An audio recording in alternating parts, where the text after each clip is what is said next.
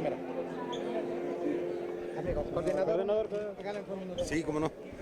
¿Qué opina, señor senador, sobre la extradición de detención este día de la esposa del exgobernador de Veracruz? Oí la versión en el tema de la petición de la Fiscalía, pero también oí al abogado que decía que se presentó ella por decisión personal. Bueno, yo creo que era bien importante por el contenido de la información que se ha considerado que ella tiene. Creo que es bien importante para el proceso que se le sigue a su marido y a ella misma. Creo fundamental que pues ya se vaya caminando en este proceso que ya lleva pues más de 2 años en contra del gobernador y también con señalamientos directos a ella. Entonces creo que ayuda bastante al proceso que se generó por pues diversos delitos, el más importante de peculado en contra del Estado de Veracruz.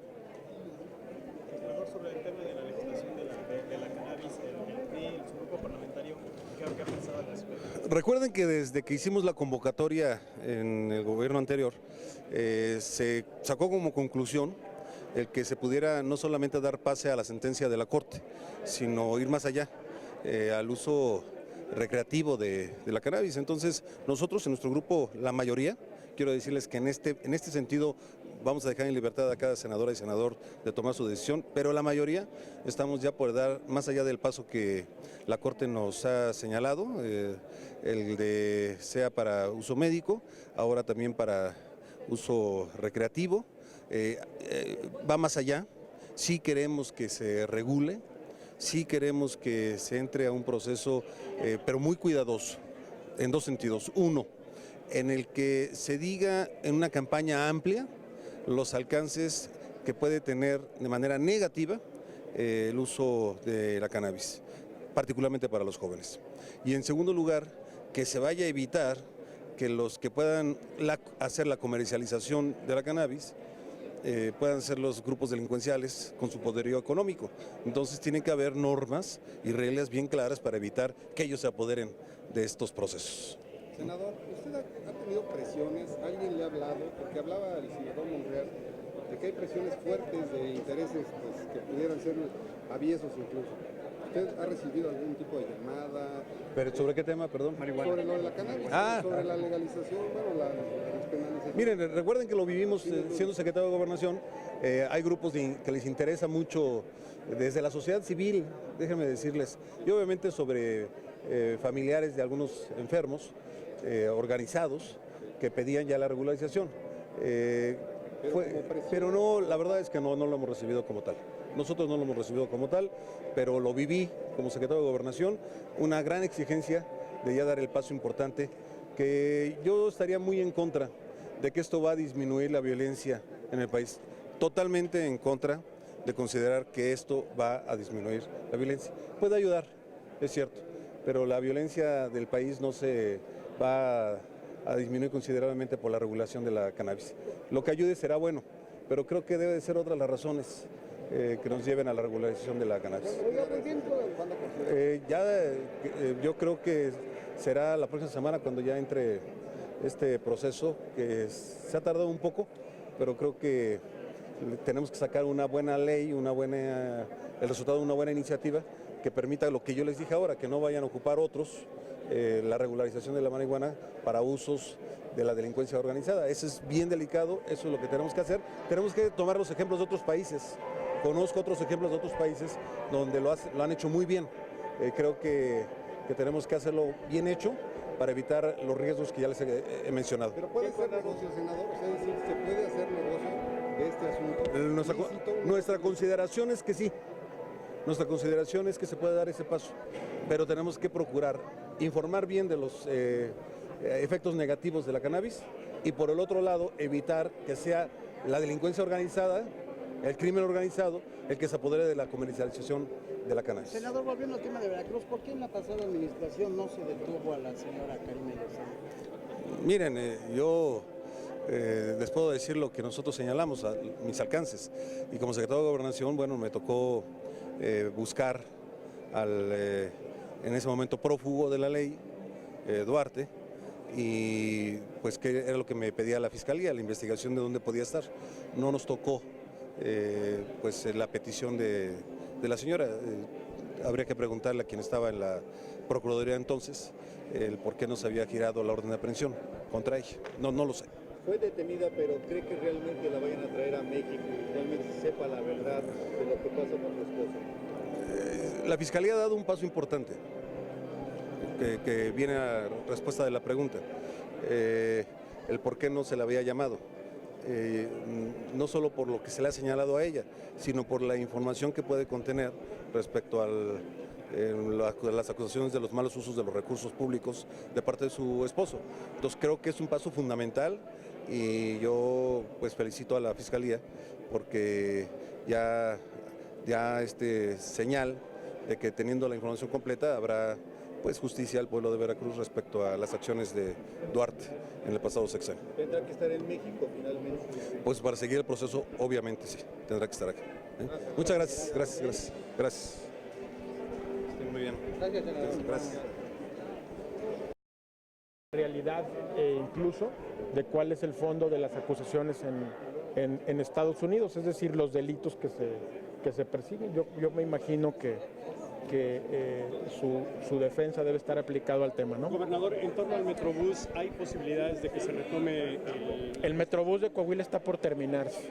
Debemos de dejar en claro que el Metrobús se componía de 2 estados de la República que convergen en una zona metropolitana, en Coahuila y Durango, en la comarca lagunera.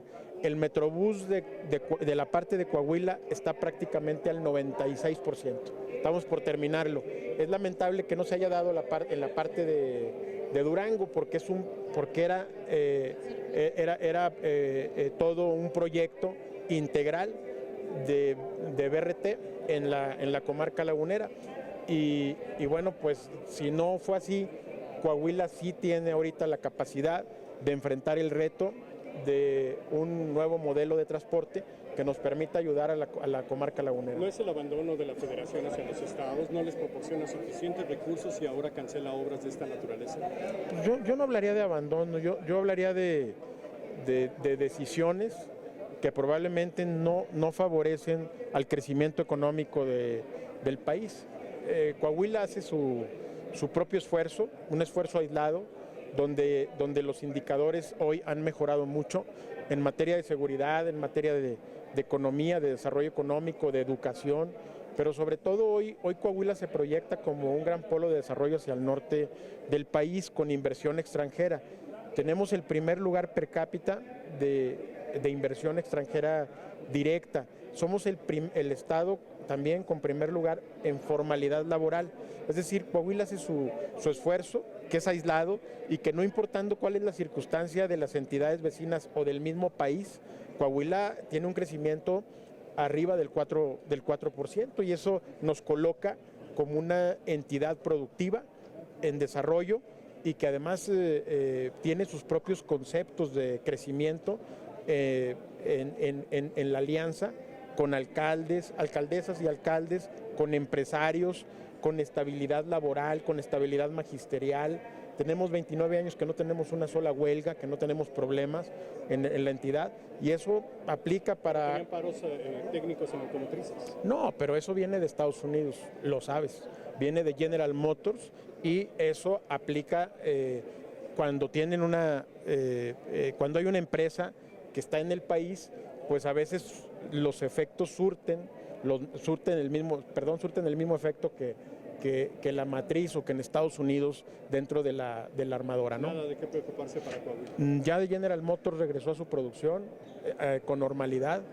No era una huelga, sino era un paro técnico por necesidad, porque porque la huelga en Estados Unidos pues era imposible tener una sobreproducción porque además no hay niveles altos de almacenamiento dentro de la producción automotriz que se tenía en General Motors por la producción diaria que tenemos en Coahuila, pero hoy está estable, regresó la producción de nueva cuenta a su normalidad, los obreros están ahí ya trabajando en condiciones normales y yo creo que eso habla también de un estado con mucha estabilidad laboral. ¿Cuándo se reúne con diputados para presupuesto? ¿Mande? Con diputados para presupuesto. Ya me he reunido, ya he estado yo, no nada más con ellos, sino con los principales funcionarios del presidente y en el Senado con nuestra representante, que es Verónica Martínez, pero con mucha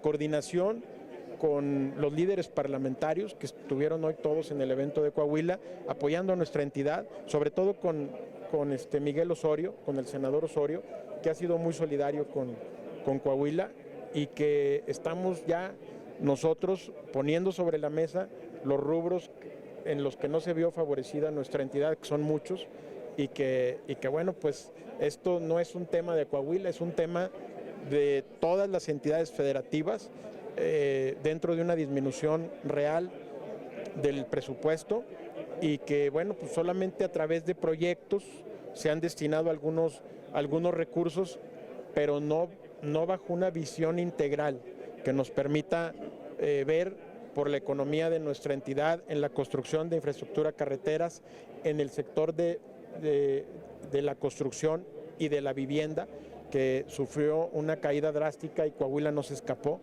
Pero bueno, nosotros hacemos nuestro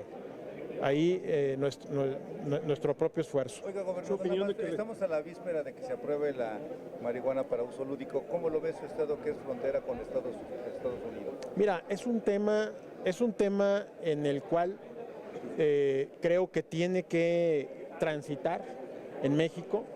Hay que ver la manera de cómo irlo empujando de manera paulatina y además cuidando todas las circunstancias que se generan alrededor del consumo de cualquier droga, incluyendo la marihuana. Coahuila es un estado que vela por la seguridad, que tiene indicadores positivos y sabemos lo que sucede bajo el consumo de la marihuana, bajo los efectos del consumo de la marihuana en homicidios, accidentes y sobre todo en la elevación de los delitos del fuero común. A mi gusto, todavía no está México preparado para una eventual legalización. No estoy en contra, sin embargo, creo que se tiene que ir con pies de plomo porque el consumo de la marihuana trae consigo la modificación de todo nuestro marco jurídico, es decir, toda la incidencia delictiva causada a través de los influjos de la marihuana, pues tendríamos que reclasificar delitos y tendríamos que también tener instituciones que puedan atender la adicción, que puedan atender los efectos de la misma y las consecuencias a través de los distintos delitos que luego se dan por el consumo, por el consumo de la marihuana. No se trata de que la consumamos nosotros, sino para la venta, es decir, se podría también allá en Coahuila cultivar y vender para los Estados Unidos de negocio. A ver, hacia allá iba. Yo no estoy de acuerdo en el tema. Si se hace, se tiene que hacer de manera paulatina, porque en estados donde está el crimen organizado posicionado al parejo de las instituciones o pegándole a las instituciones, ¿quién se va a quedar con la siembra? ¿Quién se va a quedar con la venta y con la comercialización? Es lógico que a través de terceros van a buscar apoderarse de la venta y sobre todo de la aplicación en el consumo de la marihuana. Como Estado tenemos mucha experiencia en el tema y sabemos perfectamente lo que puede suceder, que llegue en estados donde el narco esté asentado, ¿sí? Pues tenemos que tener mucho cuidado que no sean ellos los que finalmente se queden con la venta, con la comercialización y sobre todo que de ahí se derive todavía con mayor potencia el fenómeno del narcomenudeo. Acabar en el mercado. Exactamente, o sea, sabemos y conocemos. No estamos en contra de una eventual legalización y menos para uso lúdico, pero la verdad es que Coahuila tiene mucha experiencia en el tema y la mayoría de los delitos que se dan bajo el consumo de cualquier tipo de droga son los que proliferan sobre todo en las áreas de mayor marginación. Y tenemos muchísima en México. Es muy distinto el consumo en México que el consumo en otras partes del mundo, porque aquí afecta mucho a nuestra población más vulnerable y sobre todo dentro de ellos son los efectos que luego causan. Gracias. Oye, gobernador, una foto.